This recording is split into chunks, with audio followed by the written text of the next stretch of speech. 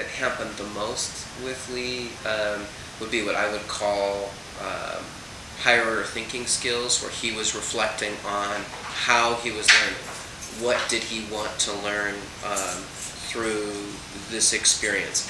What was he observing and why was it important? For him to be asking questions about people's motivations and group strategies and those kinds of things, I felt like, well, those are the kinds of questions that most of the students in my previous classes, you know, when I've taught in traditional schools, they would be asking maybe like in 12th grade, like in an AP class.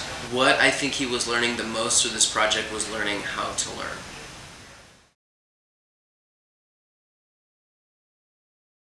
To think that what you do in a project-based system kind of fits neatly into the idea of these kind of discrete academic categories, or that it's serving the same purposes that are outlined in defining discrete academic categories, is kind of like fitting a square peg into a round hole.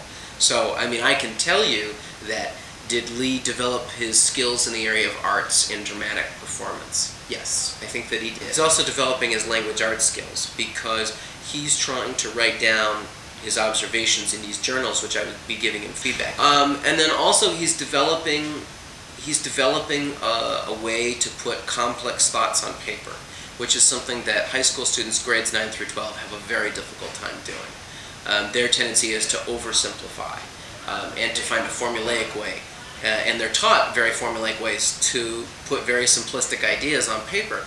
And he was going for much more complex ideas because he was trying to figure out how people were interacting with each other, how his peers were interacting with one another, but also how they were interacting with this new director. So I saw those as being language arts skills. I think when you look at somebody like Lee, do I think he benefits more from being in an environment like Avalon? I do, but I wouldn't necessarily say Lee is every 9th grader. So I think for Lee, who's somebody who is creative, who wants to learn, who wants to figure out things for himself, I think this is a very good environment. I think for, you know, there are many 9th graders in the state of Minnesota or whatever, they might need an environment in which they're not encouraged to be independent self-starters. But then you have to ask yourself, what kind of citizens are they going to be?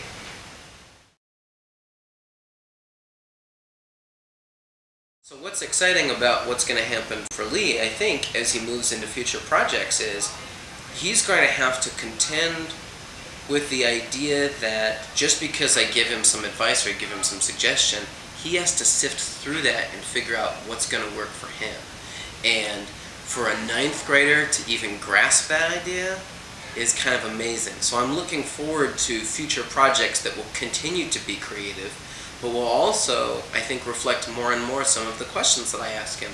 How are you going to meet the standards? How are you going to maintain your deadlines? Are you going to keep track of your rubric and the process? And he'll start to internalize those questions because he's stubborn enough. I can see it in him, even though he's nice. He's stubborn enough. He wants to ask those questions. He wants to be in charge.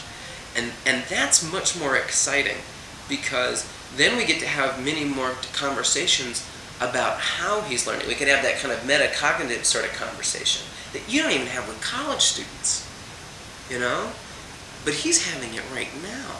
And I think that that's going to help him make a lot smarter choices in terms of the seminars he takes, the projects he does, the PSEO he chooses, the colleges he's interested in, because he'll realize it's up to him instead of it's up to his parents or it's up to me.